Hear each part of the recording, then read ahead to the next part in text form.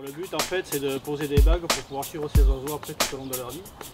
Vous allez voir, je vais poser des bagues qui sont uniques pour chaque cigogneau. Donc ça va nous permettre après de retrouver ces oiseaux tout au long de leur vie. Qui peuvent quelquefois atteindre de 15 à 20 ans, donc c'est très important de pouvoir les suivre.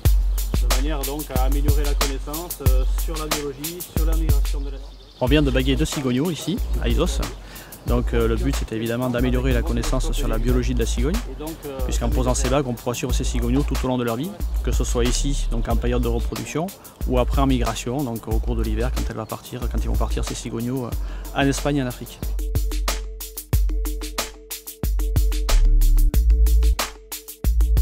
Ça fait 40 ans qu'il y a des cigognes dans les Landes, donc ça fait déjà un bon bout de temps, quoi.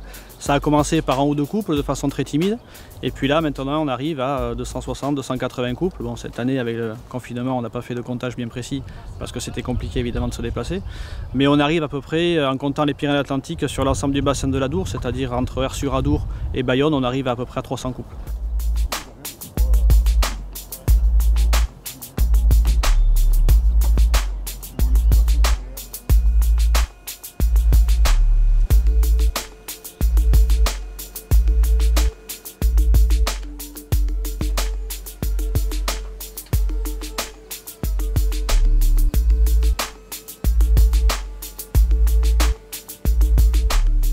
Les cigognes se sont installées ici, dans les Barthes de l'Adour, pour 2 raisons. D'abord parce qu'elles ont trouvé de quoi manger, essentiellement. En la matière, c'est l'écrevisse de Louisiane, une écrevisse américaine qui a été importée et qui a été relâchée malheureusement dans le milieu naturel comme le ragondin. Donc c'est une espèce qu'on appelle invasive et qui provoque pas mal de dégâts. Donc la cigogne est devenue un gros prédateur de cette écrevisse et elle en mange vraiment, on va dire que ça consiste à peu près à 80% de son alimentation, à peu près. Donc elle est arrivée là pour cette raison, et ensuite parce que donc à la base il n'y avait pas de cigogne nicheuse dans les Landes. Et par contre, dans le nord de l'Espagne, l'Espagne est un gros réservoir de cigognes puisqu'il y a plus de 30 000 couples, il y a des individus assez jeunes, donc espagnols, qui ont passé les Pyrénées et qui sont venus s'installer ici dans les Landes, tout simplement de façon naturelle.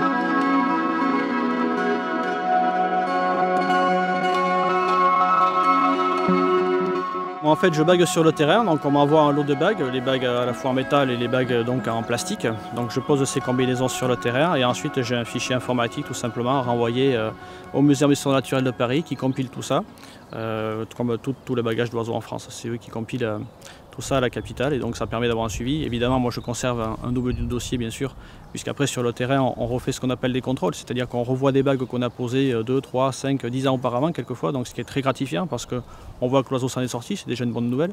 Et puis en plus on sait qu'on est parti sur un suivi qui peut aller jusqu'à 10 à 15 ans avec cet oiseau bagué, puisque c'est à peu près la durée de vie d'une cigogne.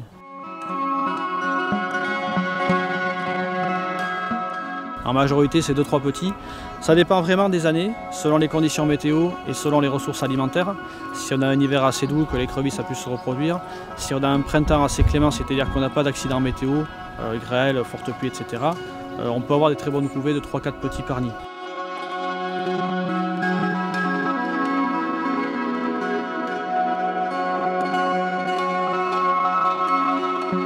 Il faut savoir que depuis longtemps, depuis sensiblement les années 70, on mène de grosses opérations sur les zones humides.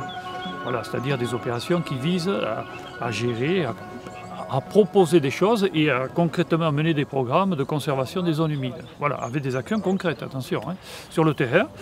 Et la cigogne n'est qu'un des symboles, en quelque sorte, de cet investissement sur les zones humides. Qui dit zones humides en bon état de fonctionnement, avec des milieux donc, qui demeurent humides, ouverts, etc., gérés, entretenus, et bien automatiquement, derrière, ça veut dire qu'il y a tout un tas d'espèces qui répondent à ça. On appelle ça réponse. Il y a une réponse naturelle. Les espèces soit se développent, soit réinvestissent ces lieux. Le nid qui est derrière, en fait, on l'a déplacé parce qu'il était à un emplacement qui pose un problème à la fois pour les cigognes mais aussi pour nous, réseau d'électricité. Ce nid, il était en haut d'un support électrique et donc évidemment il y a un risque pour les cigognes. Et puis ça peut générer aussi des coupures sur le réseau électrique. On va attendre que l'oiseau migre, puisqu'ils s'en vont dans d'autres pays, notamment en Afrique. Et dès que le nid en fait est vide, on le déplace. On installe une plateforme ici avec la Fédération des chasses. Et puis on a l'espoir en fait que le couple de cigognes vienne sur le nid de substitution. Ce qui est arrivé, c'est pour ça que c'est un peu exceptionnel, hein, parce que ça ne marche pas à tous les coups.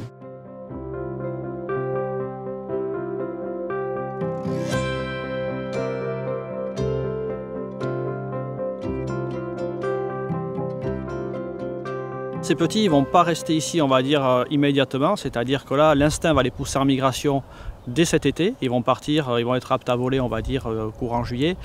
Courant août, ils vont se rassembler avec d'autres jeunes, certainement ici dans les Barthes, dans les prairies humides de l'Adour, et ils vont partir, ils vont profiter des courants d'air chaud.